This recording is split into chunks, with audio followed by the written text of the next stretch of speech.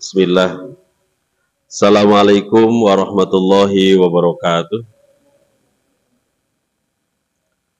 Alhamdulillah. Alhamdulillahilladzi arsala rasulahu bil huda wa dinil haq liyuzhirahu 'ala dini kullih wa kafa billahi syahida. Asyhadu an la ilaha illallah al-malikul haqqul mubin wa asyhadu anna Muhammadan abduhu wa rasuluh Shadiqul wa'dil amin. Allahumma salli ala Sayyidina Muhammad wa ala ali Sayyidina Muhammad kama sallaita ala Sayyidina Ibrahim wa ala ali Sayyidina Ibrahim wa barik ala Sayyidina Muhammad wa ala ali Sayyidina Muhammad kama barakta ala Sayyidina Ibrahim wa ala ali Sayyidina Ibrahim fil alamin innaka Hamidum Majid. Wa qala Allah ta'ala fi kitabihil karim, a'udzu billahi samil alim minasyaitonir rajim. Bismillahirrahmanirrahim. Ya ayyuhalladzina amanu taqullaha wal tanzur nafsum ma qaddamat lighad wattaqullaha innallaha khabirum bima ta'malun. Subhanaka la ilma lana illa ma 'allamtana innaka antal alimul hakim.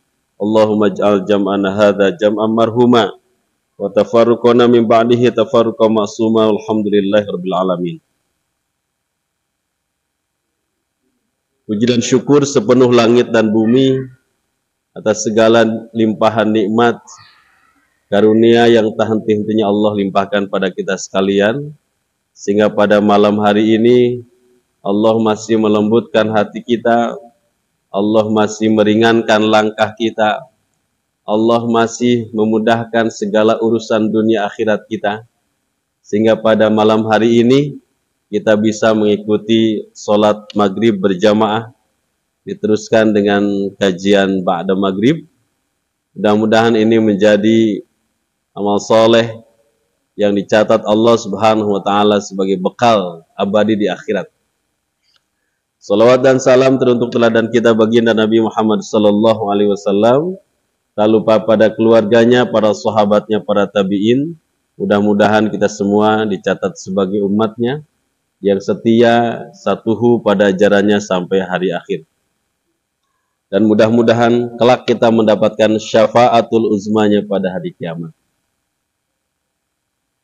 Para sepuh, piri sepuh dan jamaah Masjid Abu Bakar yang dimuliakan Allah Subhanahu wa ta'ala, alhamdulillah kita ketemu lagi setelah 1 tahun. Di bulan Desember jadwal saya di cancel karena jadwalnya berbarengan sareng Persib ya. Jadi memang nggak perlu dibentrokan saya dengan Persib karena pasti saya yang kalah, Pak. Tapi alhamdulillah kita ketemu lagi di tahun 2024. Kita to the point saja ngajinya. Tema kita adalah berpacu dengan waktu ya.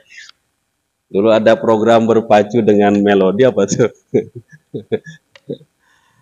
Baik. Imam Hasan Al-Basri, seorang ulama di kalangan tabi'in yang lahir pada 21 Hijriah atau 640 Masehi. Beliau ini pernah menyusui kepada istri baginda Nabi Muhammad SAW, yakni Ummu Salamah. Beliau adalah ulama yang masyhur, yang lahir di Madinah, kemudian beliau hijrah ke Irak ya, yang tepatnya di Basrah. Maka beliau namanya menjadi Hasan Al-Basri. Bukan ini Pak, ini Hasanuddin, itu Hasan Al-Basri.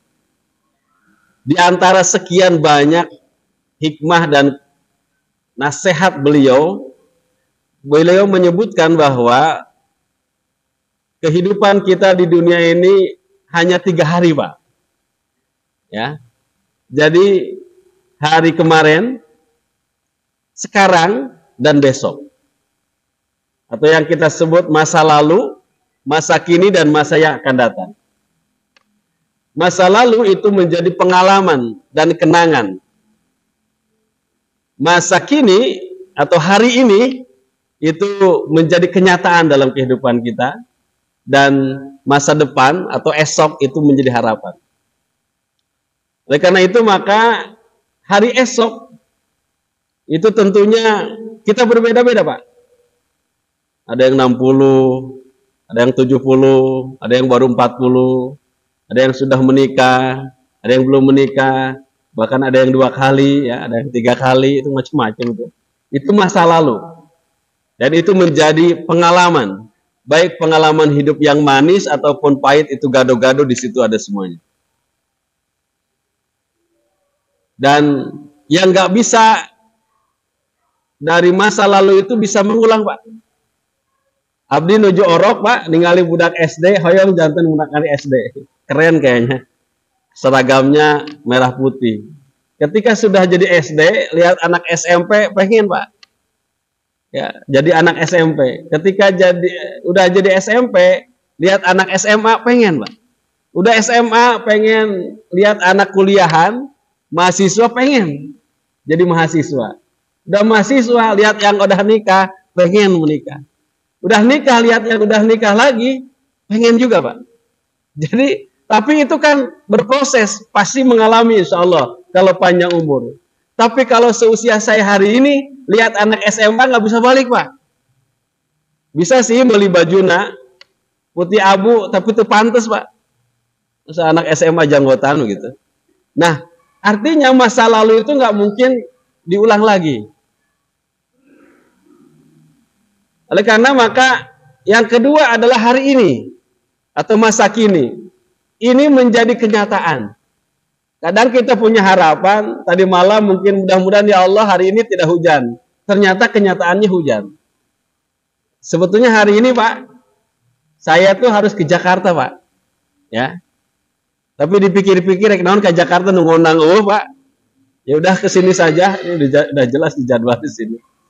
Nah, ini seringkali hari ini tuh tidak sesuai dengan kenyataan. Ya. Dan hari esok atau besok itu adalah harapan, dan tentunya hari esok itu belum tentu jadi milik kita, Pak.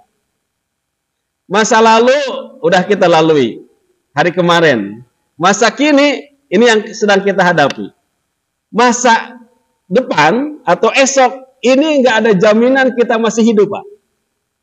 Saya nggak jamin di sini besok masih bisa lihat matahari. Besok masih bisa menikmati udara segarnya pagi, itu belum. Maka yang sudah kita miliki adalah hari kemarin dan hari ini. Oleh karena itu maka jamaah yang dirahmati Allah, berkaitan dengan pergantian tahun yang beberapa pekan yang lalu, ini saya bersyukur pada Allah bahwa di tahun pergantian tahun ini tidak ada meniup tarompet, Pak, ya. Ya, tidak ada rame-rame niup tarompet gitu ya. Paling bakar jagung mah biasa ya. Tapi itu udah ada larangan, Pak, niup tarompet. Kenapa, Pak? Karena dikhawatirkan malaikat Israel ikut niup tarompet. Kebayang, Pak, lamun malaikat Israel kuat hayang niup tarompet. Jadi alhamdulillah saya bersyukur, Pak. Jadi tahun ini tidak ada, Pak, niup tarompet. Cuma yang saya sesalkan biasanya kenapa perayaan tahun baru itu selalu di tanggal tua, Pak. Kalau tahun muda itu kan enak udah gajian ya. Nah, itu kan belum, Pak. Nah, terlepas daripada itu tidak penting bagi kita merayakan, dan karena itu bukan hari raya. Yang terpenting bahwa waktu itu terus berlangsung, Pak. Ya, waktu itu terus berlangsung. Ini penting bagi kita bahwa waktu itu sesuatu yang sampai-sampai Allah berjanji, semua waktu itu Allah berjanji dalam Quran. Ada kalimat wal fajri, pakai waw qasam, itu sumpah Allah demi waktu fajar, wal fajri. Kemudian was subhi, demi waktu subuh, wad duha, demi waktu duha. Ya. Kemudian wan nahari, demi waktu siang. Kemudian wal asri, demi waktu sore, asar, dan wal laili, demi waktu malam. Artinya, kenapa Allah bersumpah hampir semua waktu itu Allah bersumpah di situ? Berarti waktu itu amat penting yang harus kita perhatikan. Ini kita sudah melewati dua masa lalu dan masa kini, tinggal masa depan gitu. Makanya saya mengajak kita menengok masa lalu kita. Kemudian kita perhatikan masa hari ini kita. Dan kita mempersiapkan untuk hari esok kita. Ini yang akan kita kaji lebih dalam. Maka jamaah yang dirahmati Allah, mari kita awali tahun baru ini dengan ungkapan Alhamdulillah. Kita bersyukur kepada Allah Subhanahu wa Ta'ala karena sampai hari ini Allah masih memberikan umur kepada kita. Yang barangkali teman-teman kita, sahabat kita yang kemarin mungkin masih duduk di sini, Pak. Beberapa bulan yang lalu masih ikut kajian dengan kita, ikut sholat tarawih dengan kita. Hari ini sudah tidak ada. Tapi kita alhamdulillah Allah masih berikan umur kepada kita. Apa maknanya? Dua penyebabnya, Pak. Kenapa Allah masih memberikan umur pada kita hari ini? Satu, bisa jadi kita masih diberikan umur sampai hari ini karena kita banyak dosa, sehingga Allah masih memberikan kesempatan kita untuk bertaubat. Ini maknanya. Kenapa kita masih hari ini? Ini kesempatan luar biasa untuk senantiasa bertobat kepada Allah Subhanahu wa Ta'ala. Maka guru saya itu mengatakan, tobat ulah di engke bisi kaburu jadi bangke. Tobat ulah di nanti Bapak bisi kaburu mati. Tobat ulah di entar Bapak bisi kaburu modar. Bentar. Ini artinya bahwa tobat itu harus segera. Di surah An-Nur ayat 31 yang bisa membaca ada riwayat 50.000. Wa tubu ilallahi jami'an ayyuhal mu'minun la'allakum tuflihun. Dan bertobatlah kalian kepada Allah jami'an semuanya, seluruhnya. Ayyuhal mu'minun, wahai orang-orang yang beriman, la'allakum tuflihun, supaya kamu bahagia. Nah, ini luar biasa nih. Allah memerintahkan kita untuk bertobat itu agar kita bahagia. Karena bagi orang yang tidak bertobat dan banyak dosa, ini dipastikan hidupnya tidak akan bahagia. Maka Allah memerintahkan kita untuk senantiasa bertobat kepada Allah. Perbanyaklah mengucapkan istighfar. Ini mengawali tahun baru ini. Bersyukur pada Allah. Allah masih ngasih umur. Yang kedua, kenapa Allah masih ngasih umur kepada kita? Barangkali bekal kita itu belum banyak, Pak. Bekal kita belum banyak. Saya survei, setiap saya ikut ngisi kajian, saya suka tanya, Bapak Ibu jamaah yang dirahmati Allah, sudah siapkah dengan kematian? Itu pasti jawabannya belum. Apa alasannya? Can gaduh bekal. Itu selalu, dan pertanyaan begitu, jawabannya selalu begitu. Jadi kapan kita bisa mengatakan, saya sudah punya bekal? Ini Pak, dalam masa tertentu, kita harus sudah bisa memastikan bahwa kita sudah punya bekal, Pak. Karena kematian tuh, Masya Allah, saya sering katakan, ada 3 rahasia kematian. 1 rahasia waktu. Kita nggak tahu kematian kita. Karena kita nggak tahu, kita akan saling bertanya, Bapak, iraha maut. Abdi mah 2 tahun deh. Kebayang, Pak. Nah, ini penting bagaimana kita mengumpulkan bekal sampai pada titik usia kita sudah siap ketika dijemput Allah Subhanahu wa Ta'ala. Ya. Jadi penting, kenapa kita harus bersyukur? Ketika kita bersyukur kepada Allah atas nikmat umur ini, karena saya sampaikan, Pak, mohon maaf, nikmat terakhir kita itu adalah nikmat umur, Pak. Nikmat terakhir kita adalah nikmat umur. Karena ketika kita dicabut nyawa oleh Allah, berhentilah semua nikmat yang ada. Berarti nikmat paling terakhir yang kita rasakan itu adalah nikmat umur. Bersyukur pada Allah, maka Allah berjanji di dalam Al-Quran, la in syakartum la azidannakum wa la in kafartum inna azabi lasyadid. Ya. Allah janji kepada siapapun yang bersyukur, Allah tambah nikmatnya. Bersyukur dengan umur, Allah panjangkan umurnya. Pak, panjang umur itu bukan 60, 70, 80, 90 bukan. Tapi panjang umur itu karena ada dua, Pak.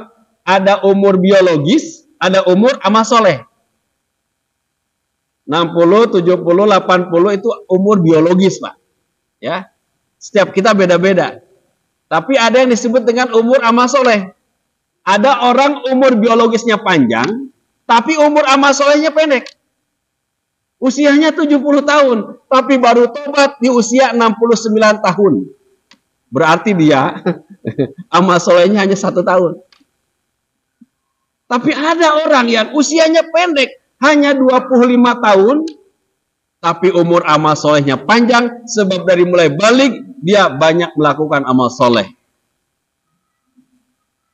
Pertanyaannya, mending panjang umur biologis, tapi pendek amal soleh, atau mendingan panjang umur amal soleh, tapi pendek umur biologis?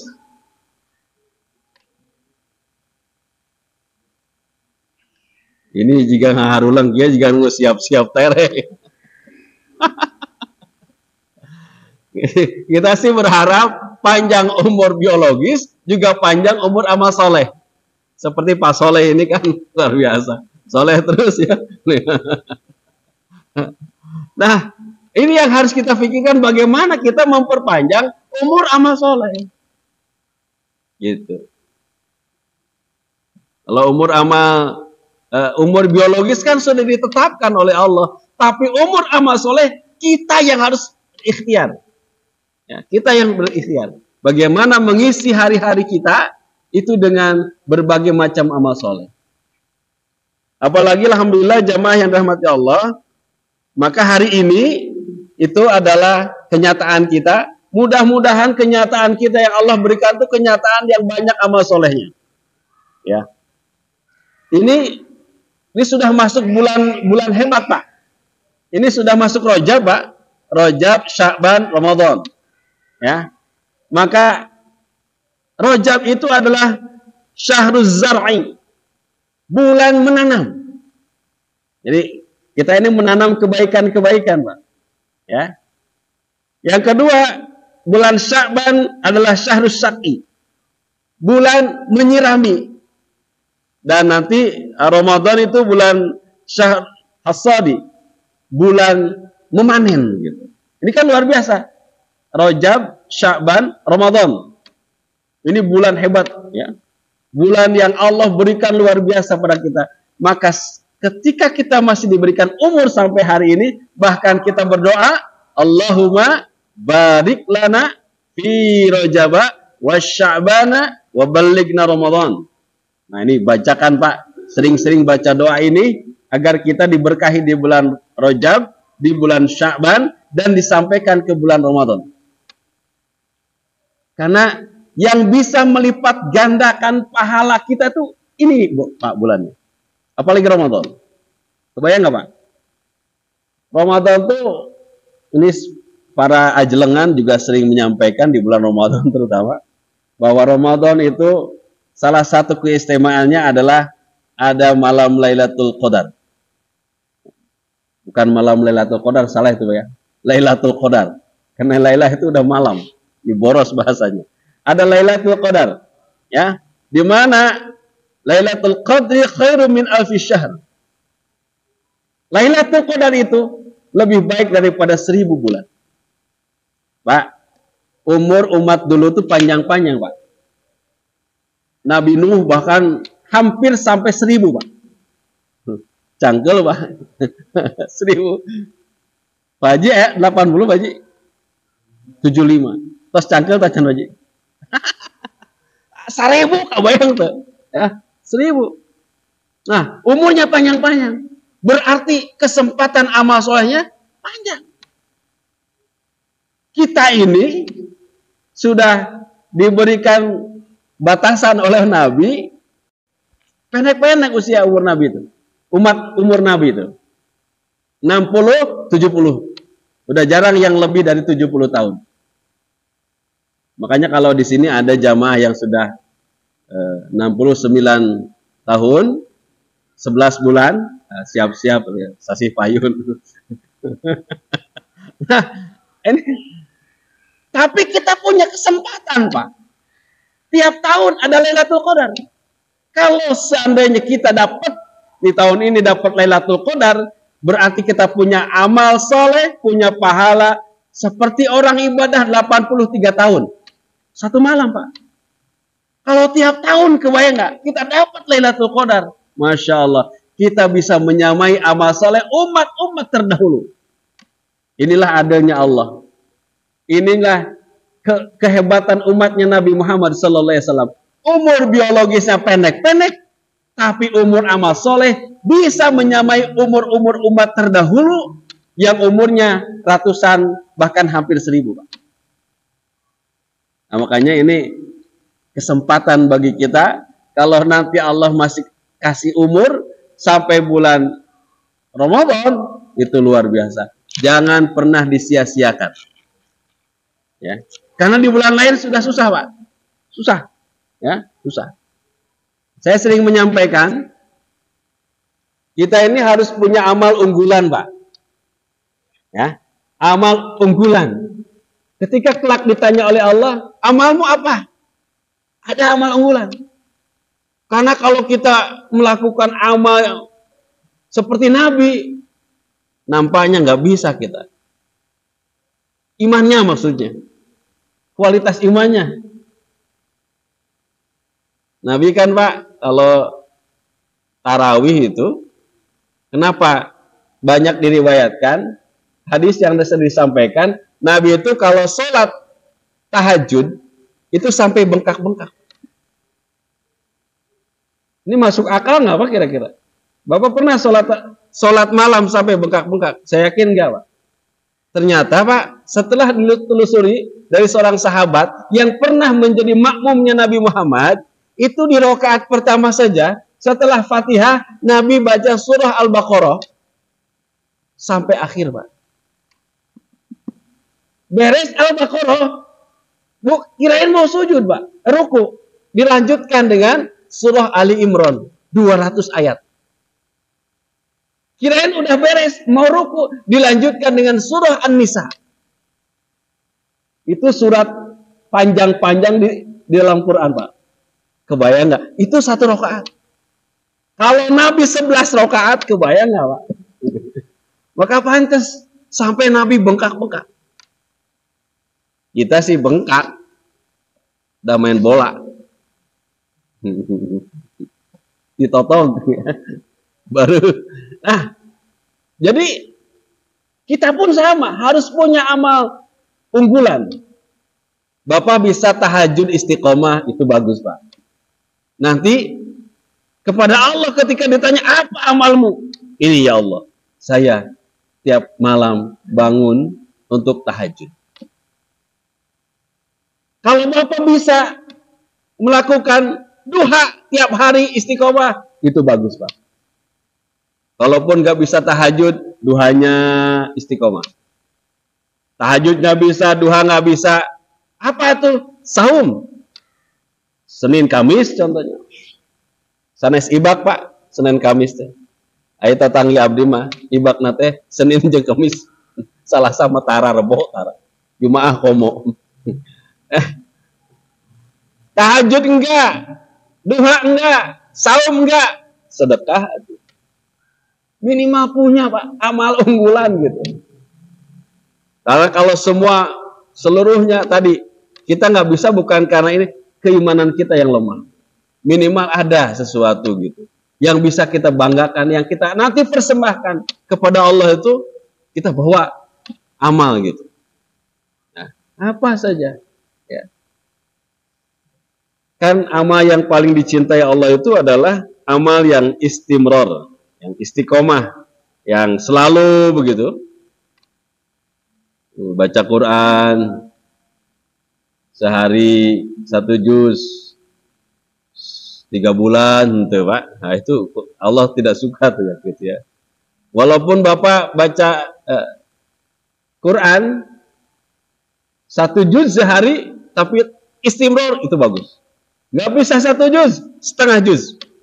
Ya, ada komunitas namanya Odoz ya. Saya bikin odol Pak, odol, one day one lembar, minimal sehari selembar. Ya kalau istiqomah itu juga lebih baik. Tibatan hente, nah, jadi dalil ulama sok daripada hente gitu ya.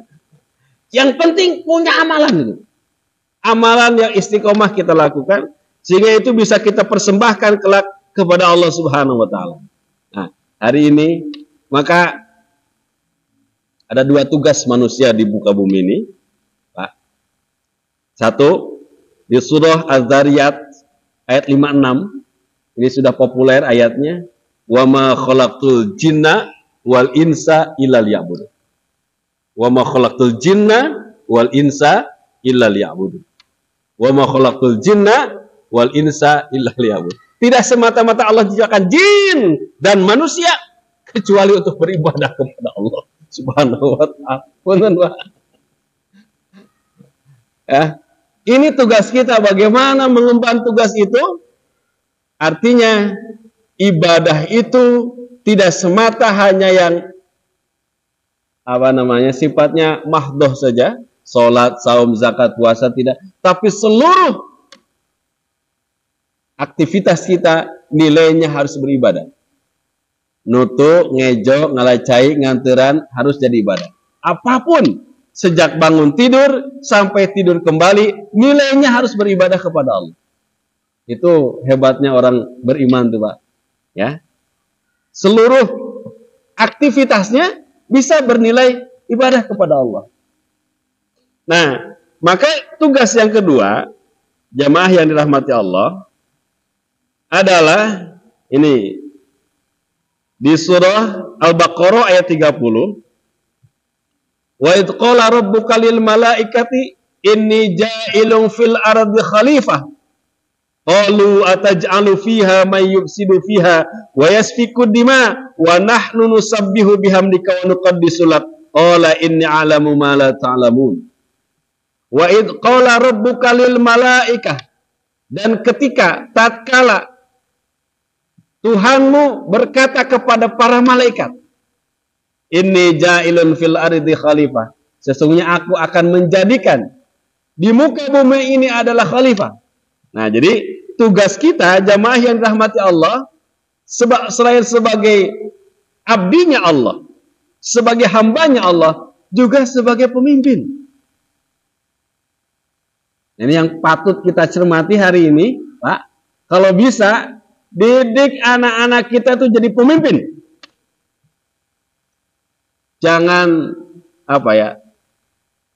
alergi dengan politik.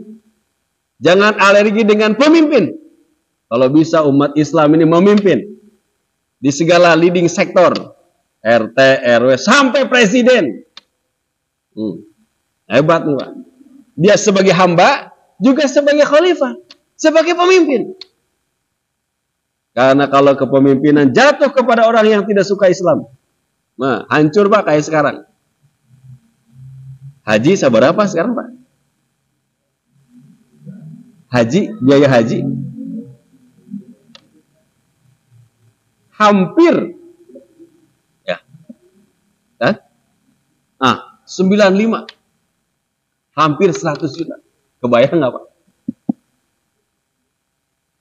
Udah indennya nunggunya lama, biayanya mahal, makin sulit untuk ibadah.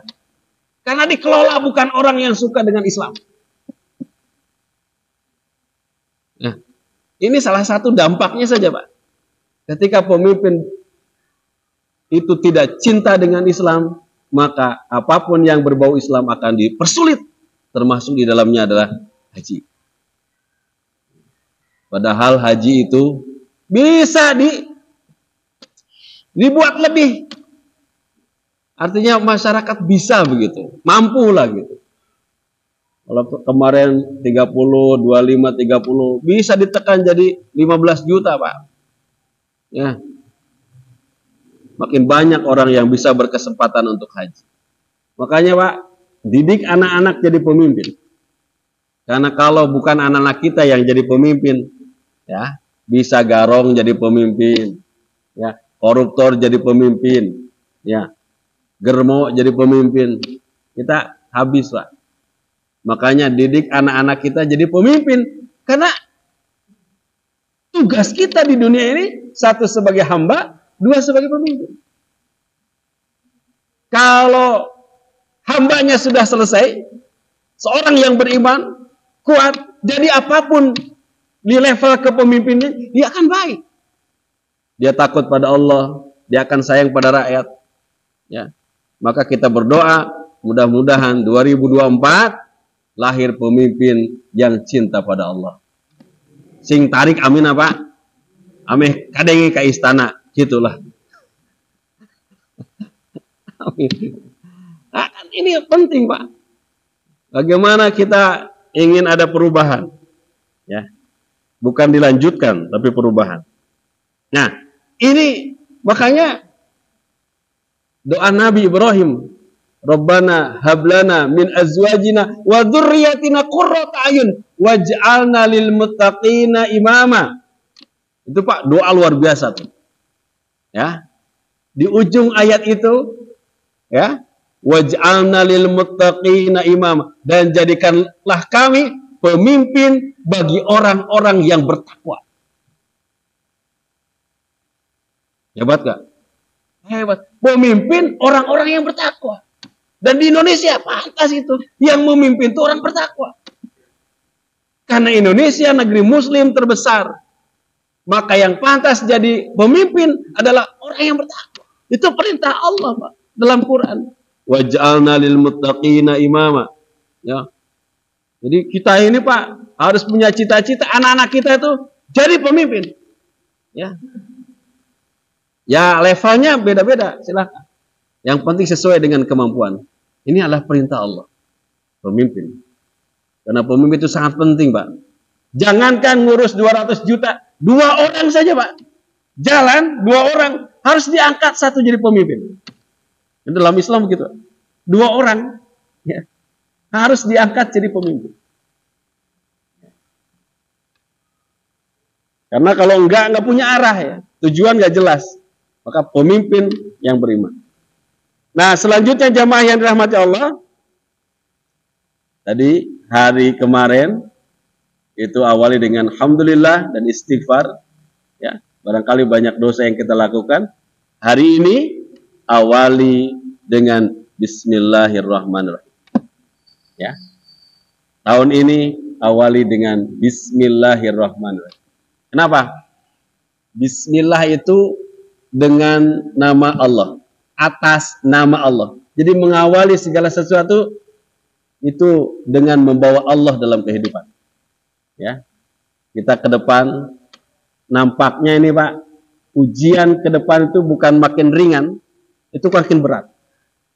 Makin berat, Pak. Makanya harus disiapkan nih, ya.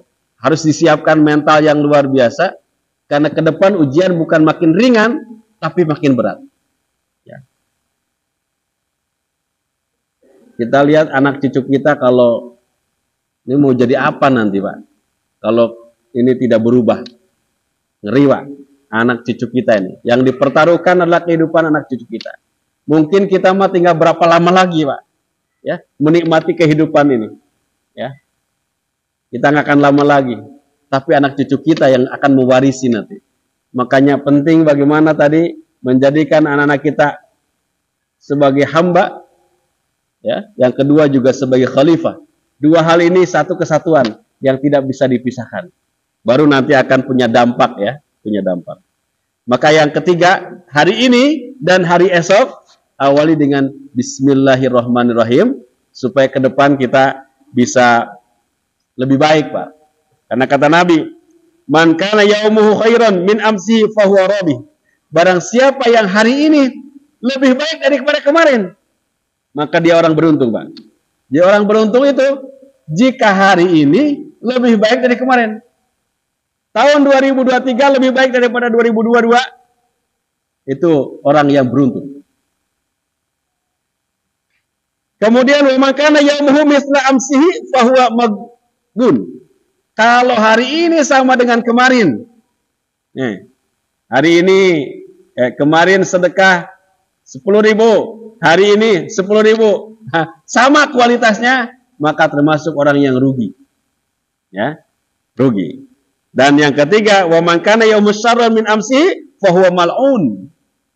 Kalau hari ini lebih buruk daripada hari kemarin, maka kita termasuk orang yang dilaknat atau orang yang celaka di hadapan Allah. Hadis ini memberikan spirit pada kita untuk terus bagaimana kita memperbaiki diri tanpa bosan, tanpa berhenti. Kualitas kita harus lebih baik ya daripada hari kemarin. Ya, 2024 harus lebih baik daripada 2023. Kepemimpinan tahun 2024 dengan tahun yang lalu 5 tahun ke belakang, 10 tahun ke belakang harus lebih baik. Ya, dan ini ada di tangan kita semuanya. Ya, mau berubah atau mau tetap seperti ini, atau bahkan lebih hancur daripada seperti ini tergantung pada kita. Setiap pilihan itu punya konsekuensi. Ya, Majelis Ulama itu sudah mengeluarkan fatwa bahwa kalau ada pemimpin yang baik, punya track record, ya, sholatnya baik, baca Qurannya baik, suka bersolat pada Nabi, ya, ada pemimpin seperti itu, maka wajib hukumnya memilih pemimpin tersebut daripada memilih pemimpin yang lebih buruk daripada itu. Dan sebaliknya, kalau ada pemimpin seperti ini, ternyata memilih bukan seperti ini, maka fatwa menyebutkan haram hukumnya. Ini fatwa MUI, Pak. Ya, fatwa Majelis Ulama Indonesia. Ini sudah keluar, Pak. Jadi sudah ada pegangan bagi kita, ya, untuk memilih pemimpin. Saya nggak penting 1, 2, 3-nya, Pak. Enggak, ya. Ya, 4. Ya. Tapi yang penting nyoblos mah 1, Pak. Kalau 2 nggak sah, apalagi 3, Pak. Hanya 1, coblos 1. Bapak nyoblos 2, nggak sah. Nyoblos 3 apalagi, lebih nggak sah lagi.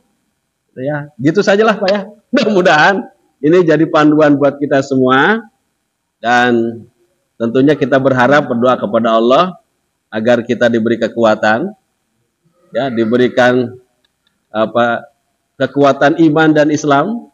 Karena hari ini, Pak, hari-hari ini dan ke depan yang paling diguncang, diuji oleh Allah itu adalah ujian keimanan. Ya. Maka tidak ada yang lebih berharga kecuali iman dan amal soleh.